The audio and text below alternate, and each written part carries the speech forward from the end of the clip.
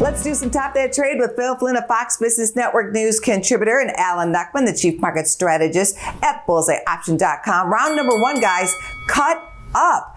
Anything is possible from the Fed. There's now chatter the Fed will do 3 cuts this year.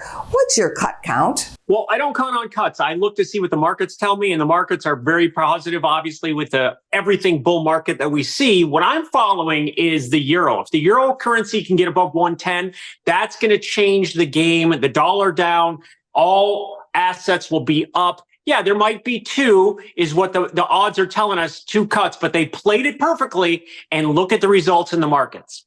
I think the only way we get 3 cuts if there's a presidential documentation or a declaration that extends a year, because I don't think there's going to be enough time, right? I think we're going to get our first cut in September. I don't see them following up in November and December, with extra cuts. But the environment, obviously, for a rate cut is looking much better, right? The jobs market, it's softening. Inflation seems to be cooling down a little bit.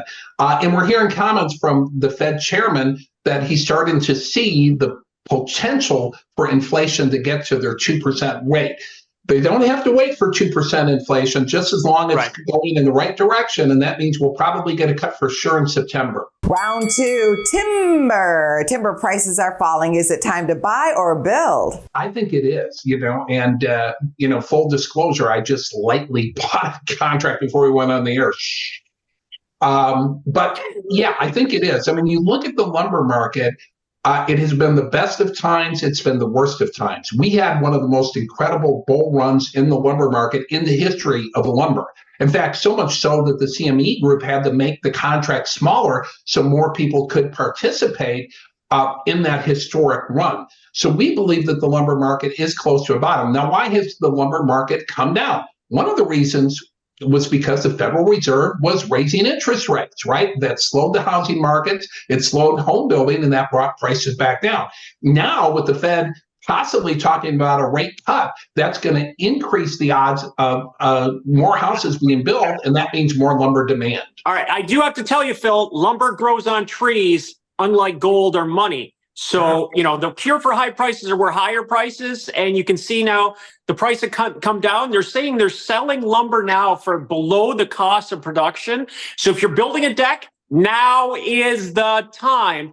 For me, I'm an options trader. The lumber options aren't very good. So I look at XLB, which is the home builder, the materials ETF, or XHB, which is the home builders ETF. Now, those will benefit, obviously, from lower lumber prices.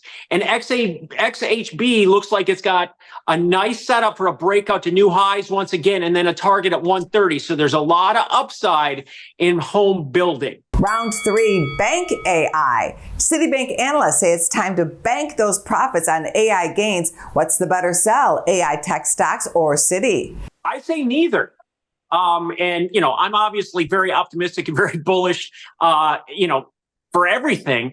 But if you look at Citigroup is 600% off its lows from the financial crisis, whereas tech is 2,000% off its lows. So I say neither. And if you look at tech's only 100% off its 2022 lows. And that's really where the AI deal started. So it's more than AI for tech. I mean, listen, it depends on your time frame, right? We've had an incredible run in artificial intelligence, but I think where the real value are in the stocks that really haven't participated in this move. Right. And the thing is, when you look at AI, every stock is benefiting from AI, whether they know it or not, because of the many applications that are going to come down the line. Citigroup, on the other hand, technically looks really good, but they are running into a few regulatory problems that could slow that stock down just a little bit. So before I bought Citi, I'd wait for a break. I think their problems will go away, but until this thing settles down, I'd hold off on buying Citi. For your bonus round question for today, you should be able to get this one. Costco raised prices for the first time since 2017. On what? The hot dog drink combo, the membership fees, or the cost of grocery bags? Membership. It's membership. There are no grocery bags, and they will never, ever, ever change the price of the hot dog. That would cause anarchy. Well, 2 winner chicken dinners, and we will throw in a hot dog during combo. That is correct. Costco raised its membership fees. Great job, guys. Business First AM will be right back.